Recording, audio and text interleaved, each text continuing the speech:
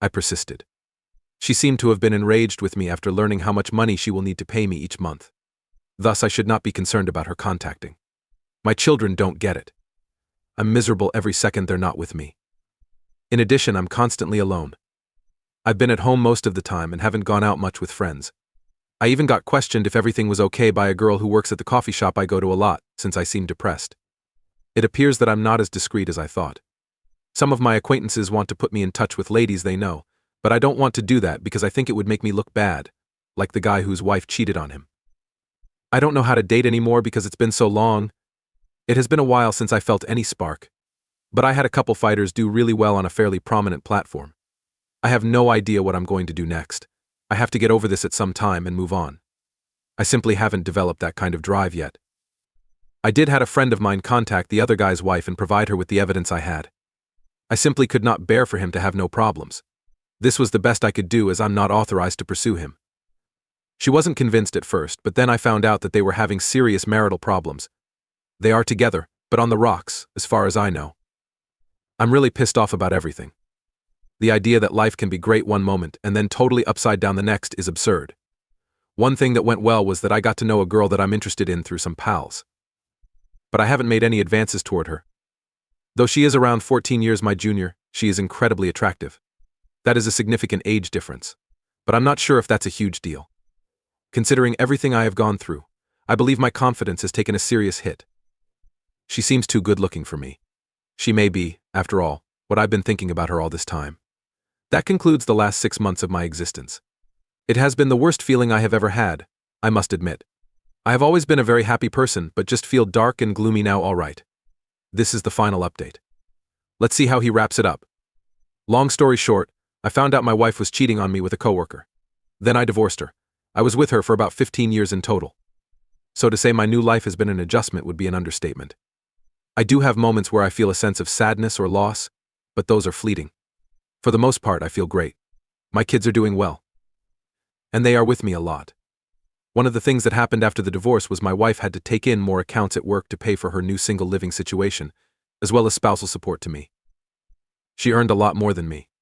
When the pandemic hit, I had a very flexible schedule, so I was able to keep the kids with me and do homeschooling. Since my job involved physical contact with other people, the pandemic has slowed that down. Not a lot of opportunities for my guys right now. So in a way, it has been like I am a stay-at-home dad. I took some time to myself after the whole ordeal. The younger girl I was interested in took a long assignment with her company in Europe. We stayed in touch through technology. After her assignment ended, she came back and we have been together ever since. She loves me and my kids. She is an extremely compassionate and considerate person. Before we were introduced, I was told that there was an amazing woman that resembled Wonder Woman and was the nicest person you could ever meet. I thought it was too good to be true, but she is absolutely the real deal. I think there will probably be some next steps in our relationship coming soon. Things for my ex have not really worked out. She started drinking and hooking up with random guys she met online. Having to take more accounts has also taken a toll on her. Just in the last few years, she has been able to get a little more out of her. She looks like she has aged 15 years. She was always pretty, but the last time I saw her she looked ragged, like her life force was depleted.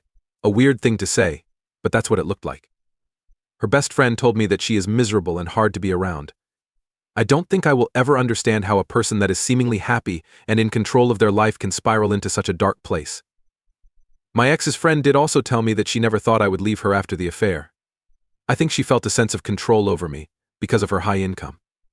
So the affair had consequences that she didn't anticipate. I do hope she finds peace, for my kids' sake.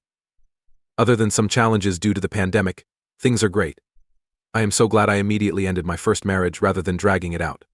I knew I was making the difficult decision, but that it was the right thing to do. Then I just grinded along.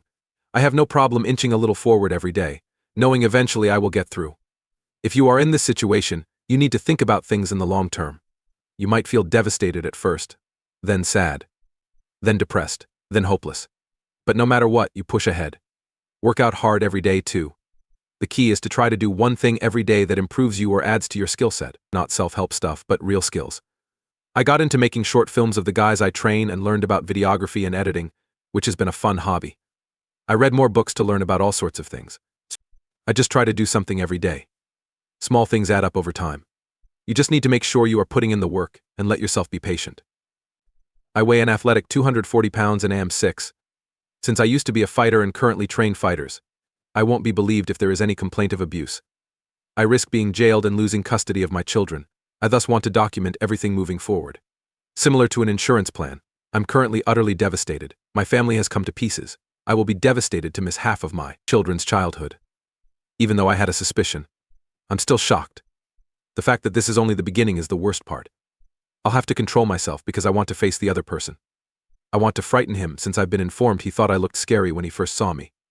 In one of the texts, I also saw that he called me the beast, after she said something about my not being very intelligent. Despite not having a college degree or a large income, I read a lot of books on a wide range of subjects since I'm an inquisitive person. Although I'm not the sharpest man, I don't think I'm unintelligent. As things develop, I'll do my best to update. I'm not sure what guidance I can acquire right now. I'm just inconsolable. He updated like he had promised to do.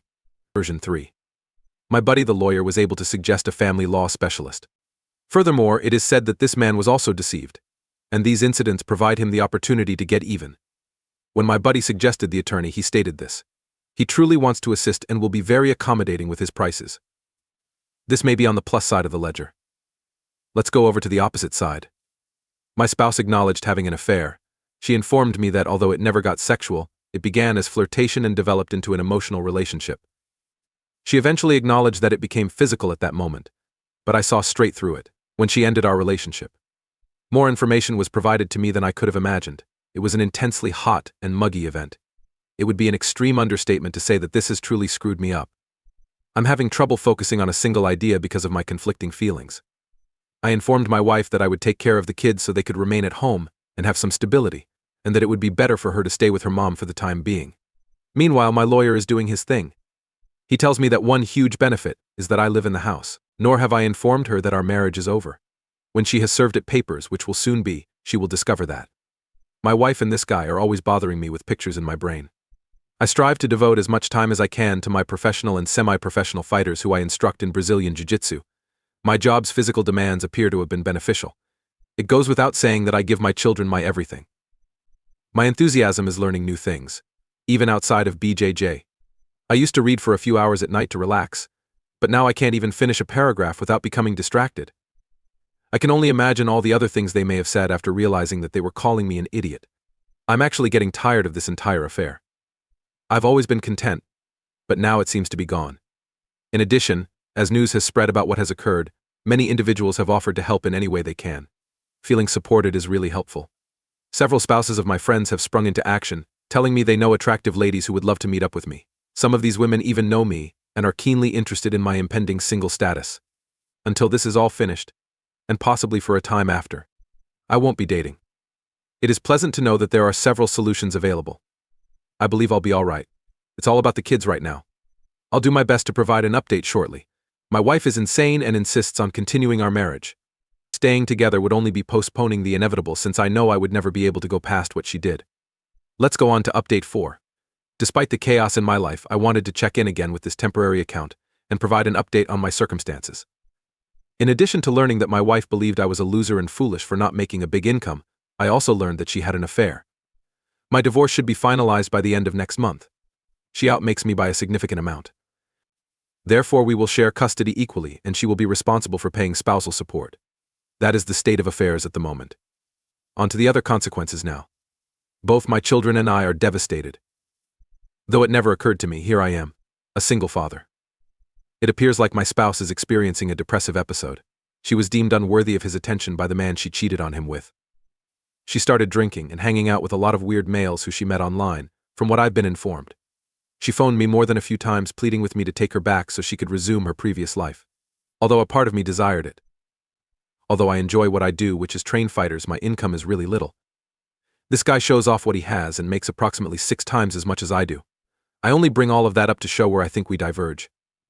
The main question I've been wondering about is why we went on this recent business vacation to a tropical resort. From what I heard at the time, a lot of people were going. As it happens, it was simply my spouse, the CEO, and this showy man. The CEO is rather elderly and seldom engages in social interactions. He is solely focused on business. I imagine that over that week my wife and this other person did a lot of who knows what together. My problem is that I want to check whether my intuition is correct, but I also don't want to confront her or ask questions that may escalate the situation. Though there have been some highs and lows throughout the years, I think our marriage has generally gone well. Nothing significant, nothing at all. My wife has had some little concerns about me because I am not the most gregarious man and I don't make a lot of money. She claims that I might be earning much more money doing anything else, and that I am not living up to my potential. I know women feel more at ease with a larger nest fund, but I don't want to give the impression that she is in any way fixated on money. Although I am not really qualified for anything other than fighting or teaching fighters, she seems to think I can do other things.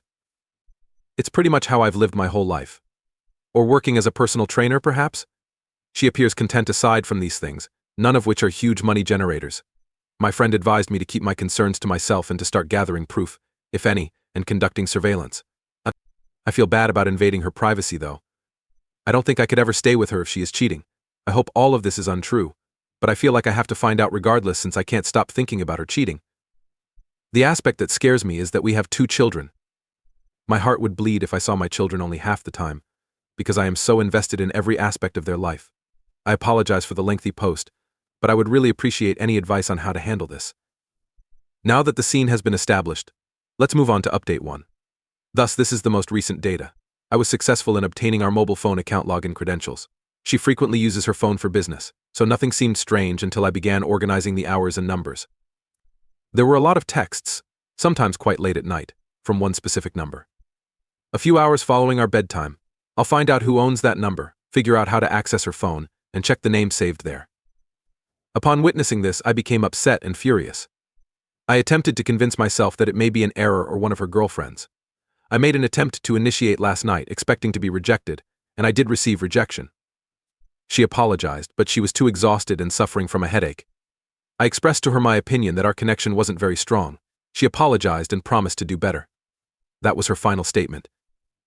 I simply said her good night and went to bed without bringing up the subject or anything else.